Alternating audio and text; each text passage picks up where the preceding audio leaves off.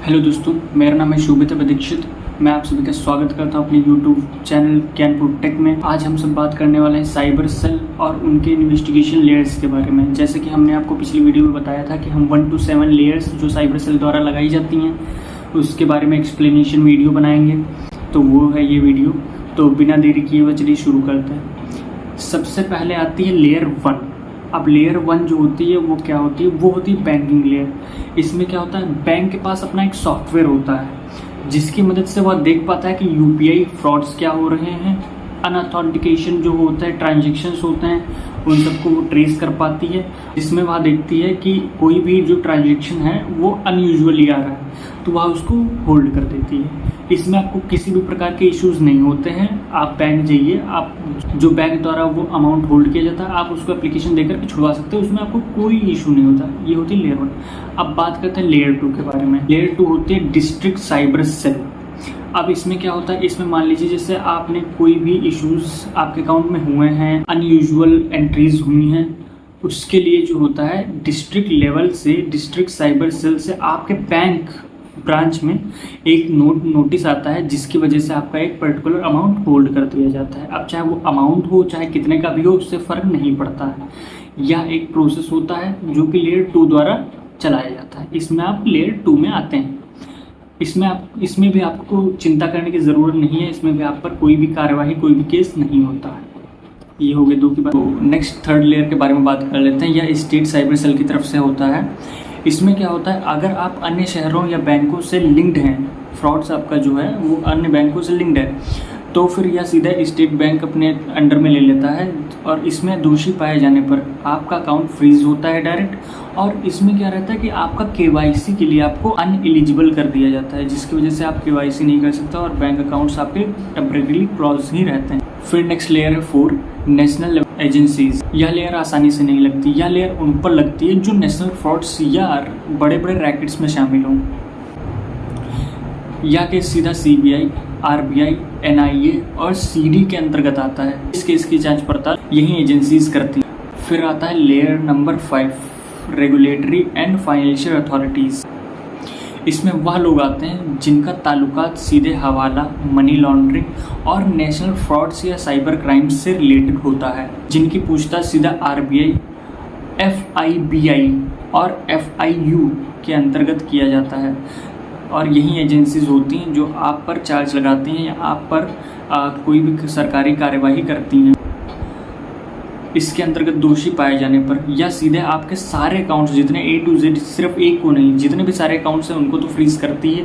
फिर सीधा आपको ब्लैक लिस्टेड कर दिया जाता है। ब्लैक लिस्टेड इसका मतलब होता है कि आप फिर अनादर बैंक, चाहे कोई भी बैंक हो, ETC, आप किसी भी बैंक में अकाउंट ओपन नहीं करा सकते। अब नेक्स्ट लेयर है 6। इसमें बात करते हैं इन्फोर्समेंट एंड स्पेशलाइज्ड एजेंसीज की।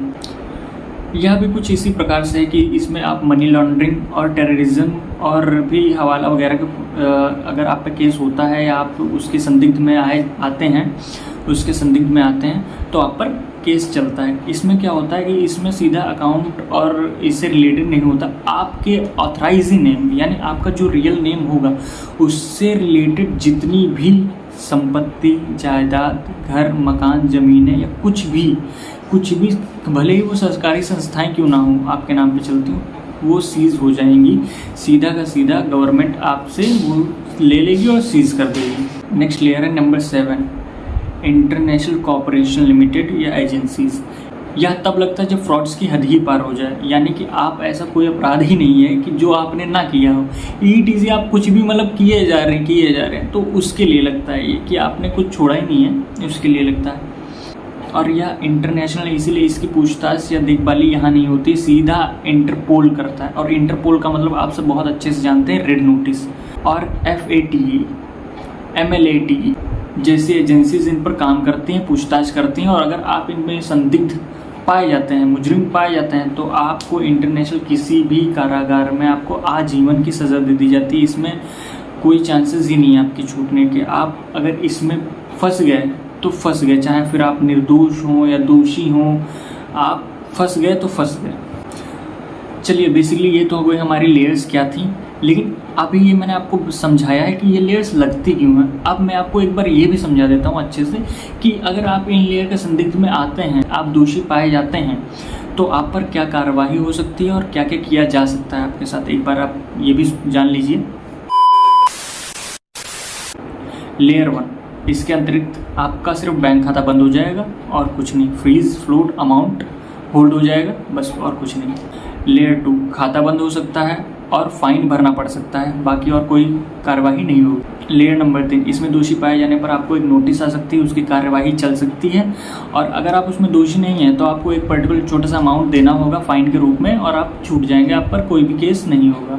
तो बेसिकली ये जो स्टार्टिंग की 3 लेयर्स हैं, इसमें ही इंसान ज़्यादातर रहता है, क्योंकि उसके आगे अगर आप कोई भी अपराध करते हैं जो कि आपको पता है या तो आप बताना नहीं चाहते हैं, आपने किया तो आपको बेटर पता होगा। तो ये अगर आपने कुछ भी नहीं किया है, मान लीजिए आप कोई गेम खेला हुआ है या कोई गलती से स्कैनर यूज़ कर लिया है या कोई बिल्डिंग टैप कर लिया, तो आप किसी भी 1 से लेकर के 3 तक की लेयर में ही आप रहेंगे। लेकिन अगर आप उससे आगे बढ़ रहे हैं तो आपको घबराने की ज़रूरत है, आपको कुछ ना कुछ करना ज़रूर पड़ेगा, क्योंकि आप अगर ये चीज़ सोचेंगे कि हम घर पे बैठे रहेंगे, हम कुछ करेंगे नहीं तो हमें कुछ नहीं होगा, अपने आप ये सब चीज़ें भूल जाएंगी, तो ऐसा नहीं होगा। करोड़ों चीज़ें हैं देखने के लिए, और साइबर सेल हर एक चीज़ की नज़र बहुत पुख्ता तरीके से और बहुत ही अच्छे से रखता है। तो बिल्कुल अगर आप लेयर 3 के ऊपर हैं तो आपको घबराने की ज़रूरत है, आप कुछ करिए उसमें। अगर आप नहीं करते हैं तो उसका जिम्मेदार दूसरा कोई नहीं, स्वयं आप।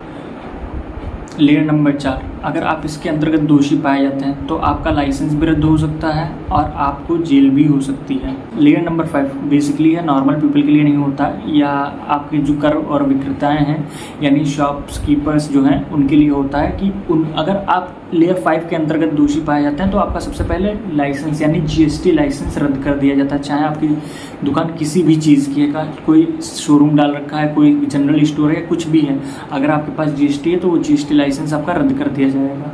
आप जब इससे बाइज्जत बरी होंगे, आप जब सुनवाई करवाएंगे, आप जब फ्री हो जाएंगे तो आपका लाइसेंस अपने आप छूट जाएगा।